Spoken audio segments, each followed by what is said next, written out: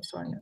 Okay. Hello, and welcome to our video blogcast with Dr. Valerie Babb. She is the Franklin Professor of English and the Director for the Institute of African American Studies at the University of Georgia. She is also the author of Ernest Gaines, which chronicles and looks at all of Ernest Gaines's work up through A Lesson Before Dying. It was published in 1991. She has essays on A Lesson Before Dying and other works concerning Gaines. Hello, Dr. Babb. Hello, Dr. Tush. How are you? I am very good. I guess today we'll just go through a couple of questions. And, first and foremost, I'm curious, what was your first encounter with Gaines? And what did that really how did that move you on the path to studying him? It's interesting. I think I came to Gaines as a reader solely. And I almost miss that given what I do professionally, to just go to a book and be able to solely enjoy it.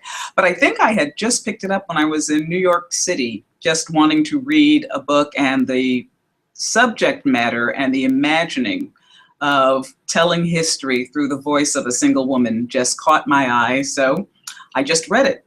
And you're talking about Miss Jane Pittman, right? Miss Jane Pittman, the autobiography of Miss Jane Pittman. And it wasn't until many, many years later, when I was invited to write a book on Gaines, that I actually began studying all the background and his strategies, techniques, etc.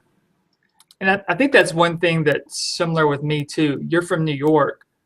I'm from Louisiana, and Gaines, of course, writes about Louisiana. And I think I came to him basically as a reader as well, which is kind of interesting. And I don't know if this was your experience, but my first experience with him was like, this is so easy and simple. But then going back, it's great to see how actually intricate and nuanced his works are. I mean, there's something there every time I reread it. Right. I think that's what students find appealing. He is a very accessible writer, and the voices that he creates for his characters are so realistic, you almost hear them in your own head. You feel that you have heard someone who speaks like this at some point. But one of the things that I was struck by, even on my first reading, was just how much history he encapsulated in a book that was just so accessible. So for me, even though it was a wonderful, approachable novel to read, the autobiography of Miss Jane Pittman had me going back to pages that I had read before and thinking about it in light of other discoveries, I guess, of the history of slavery that was going on at the time. Yeah, and one of the things about Pittman, it traces that 110 years of her life, basically right around emancipation through the start of the civil rights movement.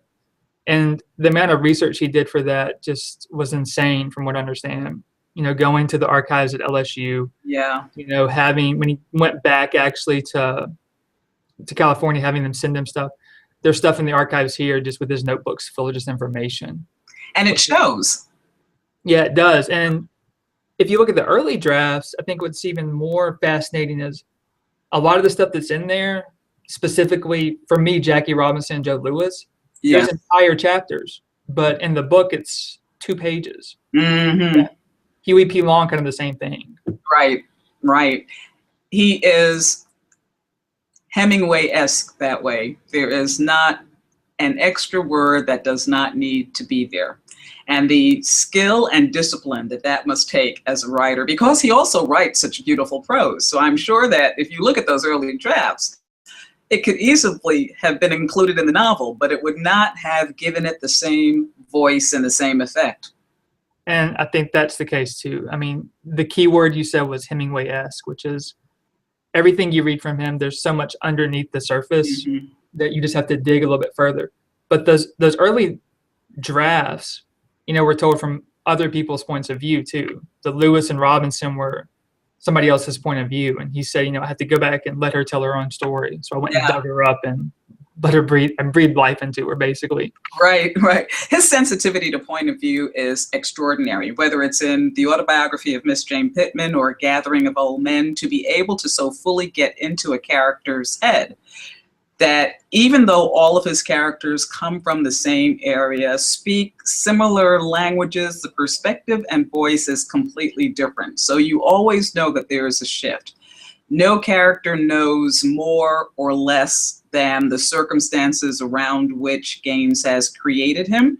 And again, that amount of control to be able to do that and do it so consistently, I find astounding. I completely agree. I think I read something that you were talking about indirect discourse in Gaines, Mm-hmm. and I reread of Love and Dust recently. Just the way he seamlessly moves to somebody else's point of view that's not Jim Kelly's, Right. and you don't really notice it. Same thing happens in Pittman.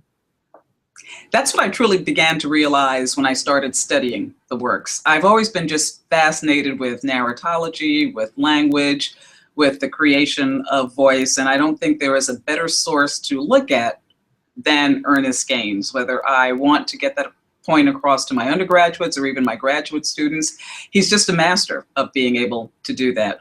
And I think for him, language is almost imperceptibly connected to perspective. Almost how we speak and the way we use language directly affects our understanding. And for him to underscore that in all of his works, I appreciate.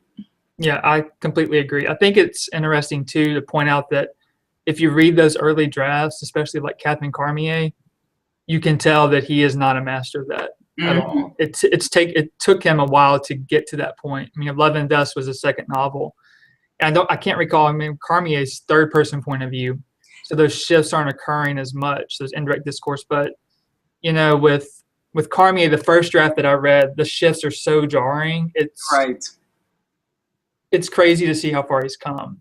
Not crazy, but I mean, it's amazing to see. Yeah. And I also think that it is a question of how far he's come from first novel to mature novels, but I also think that it's a question of the form itself. That third person narrative is not, I think, the form that he really saw most befitting to what he wanted to write. And so as he moved away from that, I think we see his style blossoming and changing. It's almost as if the third person was just an imposed form. And I'm glad that he decided to switch. I think he could write an excellent novel in the third person as well, as he has done. But I truly appreciate what he does with voice and perspective. And he said that that's the hardest to do, is to write in third person, because he started Cormier out like that. There were a couple of drafts with multiple points of view, like A Gathering. Then the only other novel he has in completely third person is In My Father's House, which In My Father's House, right?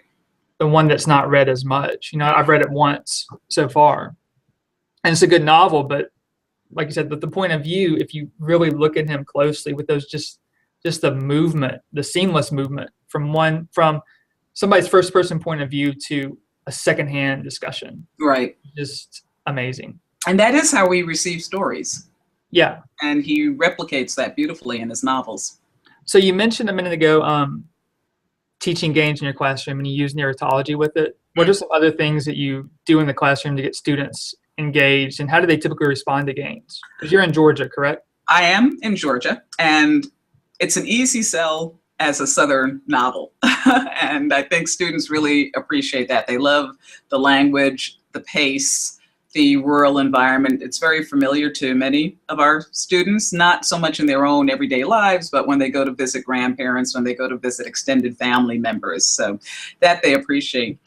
But I am realizing that we do live in a visual era, and most of our students now are students of a visual era ever since they were babies. Images are just so important to them. So increasingly what I have been doing is a page to screen approach for the works of Gaines, and looking at how adaptations change. How is the adaptation of A Gathering of Old Men, which was made a little bit later, different from the autobiography of Miss Jane Pittman? Are there nuances that producers and filmmakers are allowed to place in their creations that in an era that was the 1970s, they needed to be more explicit about? So it's a fascinating study, not just of how people interpret Gaines's work as they transit to film form, but also how culture allows different aspects of his works to be brought to the fore.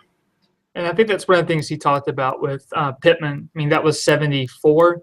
Mm-hmm. We celebrated the 40th anniversary of that. And if you look through, we have one of the screenplays in here. The screenplay, it would have been about like a 4-hour film, maybe 6 hours. And Gaines says that there's a lot of things cut out. The Albert Cluvo, his descent into madness. Right. T-Bob and Mary Agnes, I think, actually run off together. Mm-hmm. There's changes with the characters. I mean, the guy who comes to talk to Miss Jane is a white character and not African American as we perceive him to be in the book. So I think that's an excellent way to approach that. Mm-hmm. Even with, say, a lesson, the things are so different. It's been a little while since I've seen it, but I know there's differences in the staging of that. Right. There was one scene I think about with when Grant comes to Henry Pichot's house and he's in actually the kitchen, and Henry's wife or the lady's above him and looks down at him. So that was a scene that really kind of grabbed my attention because he's sitting in the kitchen waiting for the sheriff for 2 hours. Mm-hmm. And it kind of conveys that, and also just the class relationship. Right, right. In the most recent production of a lesson that I saw, I think the tone is edgier. And this was, of course, just one performance done. And you're talking about the not the film, but you're talking about Romulus Lenny's stage adaptation. Right. Okay. Mm-hmm.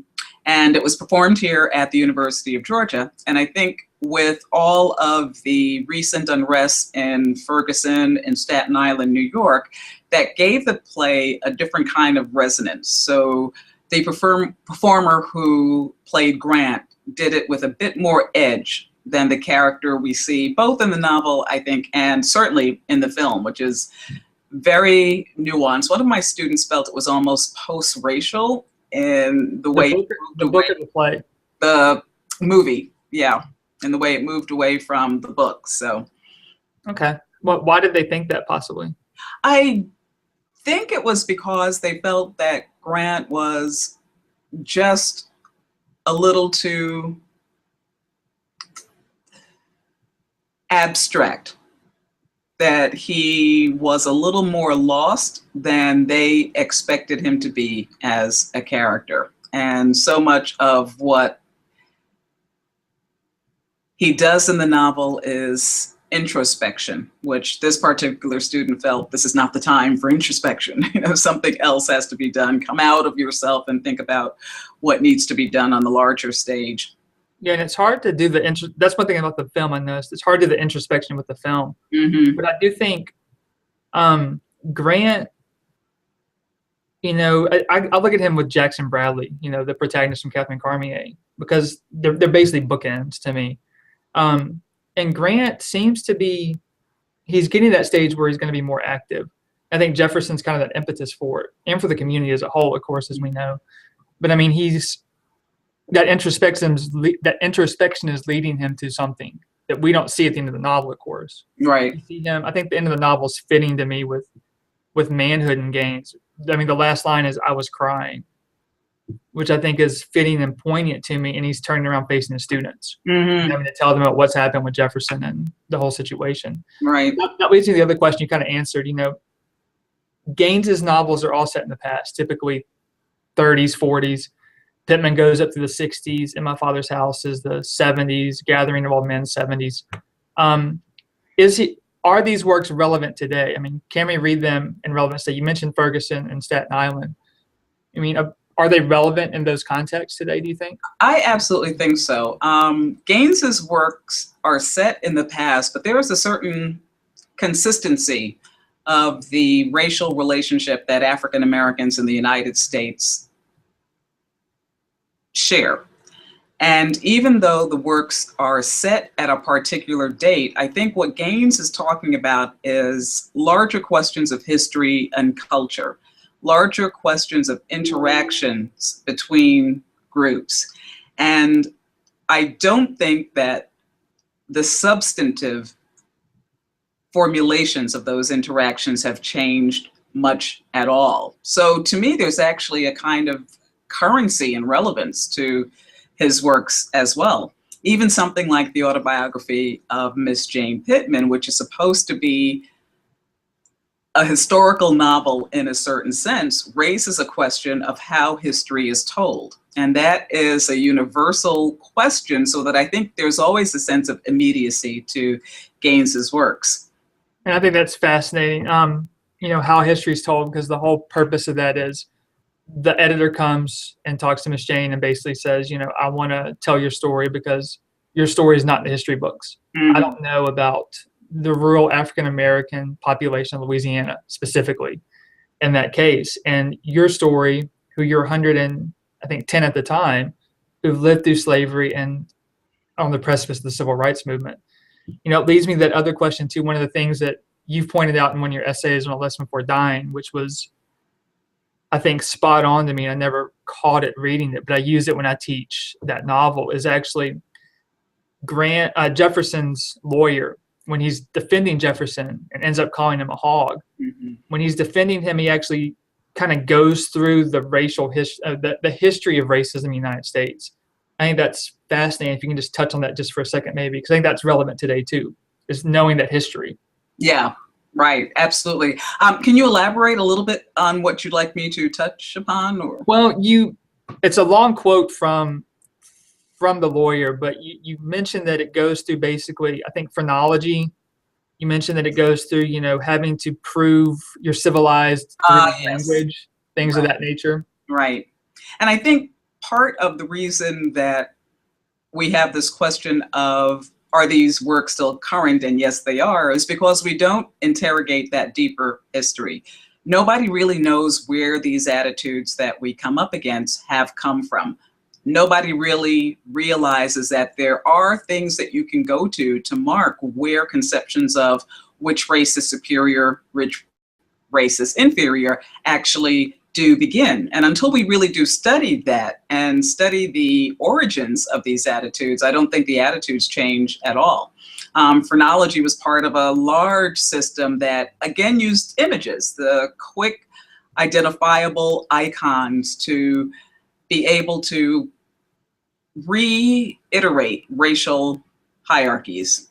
Science, museums, arts, all of them contributed to that. So, and we have to know that. We have to know the beginnings. Yes, and I think a really good book, if you're interested, is Bruce Staines' That Hideous Monster, which basically goes back, I think, early 1800s. The history of, it goes through phrenology, environmentalism, just racial science during that period in America. So it's kind of a history book, but it's great for literary studies too, because I'm teaching an early American literature survey course, and we're looking at Jefferson, looking at Morant, Douglas, Equiano, Walker, a bunch of different voices, George Fitzhugh, John Calhoun, and just where these ideas actually come from and where they originate.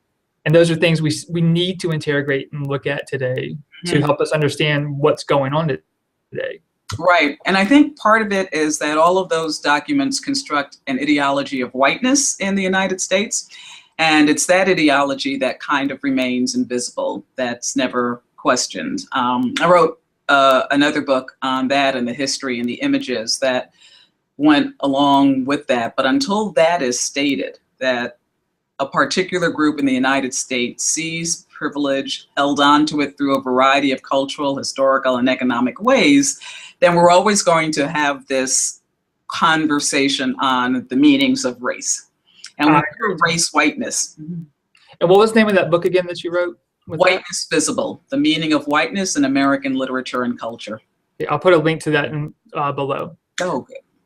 I think one or two more questions. We talked about why he's relevant, and we talked about, his importance. Where do you see him fitting in actually within the larger context of literature? Because one of the things that we do as, English professors and English teachers is create this canon of relevant works. Where do you see him in relation to, say, it could be broad. I would say American literature, Southern, African American, or even world literature. Yes, would be my answer to all of those questions, which is why I think he's such a remarkable writer. I have paired him. Sometimes when I teach courses, I like to teach pairs of novels together. And I've paired him with Toni Morrison and Mark Twain. And I think that that gives a sense of Gaines's breadth, where on the one hand, he's a very regional writer. If you want to know a particular region, there's no better source to go to. On the other hand, he's a very broad and expansive writer. So if you want to have an idea of the larger questions of American history, there's no better place to go to.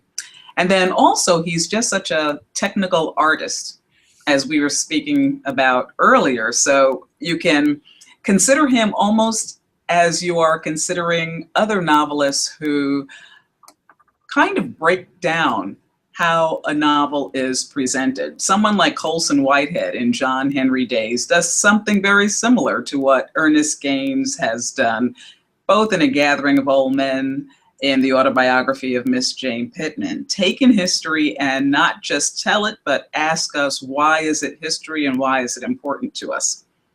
I think there's two things in that comment that you just said that are very telling. One, you pair him with Mark Twain, who of course wrote Huckleberry Finn, and Twain was an influence on Gaines, I think partly because of the regionalism. And then you compare him with Morrison too. But the other thing that really caught me with what you were saying is that he's broad and expansive. And when you think of Gaines, you don't think of, unless you're thinking of Pittman to me, you don't think of him being broad and expansive because he's writing about his postage stamp of land, like Faulkner does. So why would you say he's broad and expansive without necessarily looking at Pittman? What other works or what other things may lend him to being broad and expansive? Does that make sense? Yeah, the age-old question of the relationship of the individual to the community. The whole idea of imagining communities. So many of his characters are always looking for place, trying to find somewhere to belong. In a lot of his world, there is the question of what constitutes a community. Why are people bonded together? And what are the consequences of those bonding? So I think those are very broad and expansive questions that that are not just particularized to his corner of Louisiana that he writes about. And it's interesting that when you were talking about my comparing him with Twain, you thought about regionalism, which I think is true. I use him, or the comparison for me is in their technique, where both of them create characters that are able to tell epic stories, and both of them use traditionally marginalized characters to do so. These are not characters of wealth. These are characters who come from the earth, if I may use such a corny expression. And I like that idea of just standing novelistic expectation on its head. And I think that's a very wide-ranging thing to do. So he sets an example for writers who want to even question the form of a novel and what the form of a novel should be. So he's very experimental in that way. And I would know a lot of people who would totally disagree with him being experimental, but I'm on board with that because I think that his main thing is, and he says this in interviews, one of his main things is form and style. And he's a practitioner and studier of that. I mean, he told me the other day that he goes back and reads Turgenev and Joyce. He just picks them up and reads them. And because he enjoys them, but also because of the style. That's what he focuses on. He has that famous quote, and I can't say it correctly, but, I always wanted my words to show, the Bull Connors and those of his ilk that I could do the same thing they could do, but only better with those 26 letters. Right. Form and style. And this is something for a bigger discussion, but, it's one of the knocks on him is that he was so conformed with that possibly during the 60s. But that's a discussion for another day, I think. Yeah. I want to leave with this. We've talked about Gaines, how you teach him in class, why he's relevant, why he's important. What is your favorite book of his and why? I think it's A Gathering of Old Men. I really love his use of the communal narrative, and I love watching these characters who have been beat down for so long finally rise up and revolt. So part of it is, and I think part of that to me addresses the knock that has been placed on him for not being active in the civil rights era or quote unquote militant enough, because I think that is a very strong statement for someone to be able to turn a lifelong lesson into something that now benefits them. All of those lessons of how to be inferior are stood upended, and they emerge. So I think that is something that I particularly like about that novel, in addition to the way the story is told. I think that goes back to something we said earlier about, him, when you first encounter him, you encounter him as a reader, not necessarily as a scholar. And that was kind of with me too, that the surface is there, but if you read him once, you don't see those nuance or that militant side, but I think it's definitely there in various things. The Sky is Gray, I think, is one. Marcus and Of Love and Dust. I would even possibly say Jackson, maybe, even though he doesn't know where he is. Grant maybe kind of leading towards that to a certain extent. Jimmy Aaron, Ned Douglas. I mean, you have these things in there, but they're kind of on the surface, and people haven't gone deep, I think, into that aspect of it. Right. And I don't know if it's a question of going deep or just, again, changing your perspective. Why do you have to think of revolution and protest in relatively narrow ways? When you live the life that characters like Gaines have lived, just being able to stand upright is an act of revolution. Right. Okay. Is there anything else you would like to add? No, this has been wonderful. I thank you for having the idea to do this. Okay, I appreciate your time, and we will talk to you later. Okay, take care, and congratulations on the 100th post. Thank you.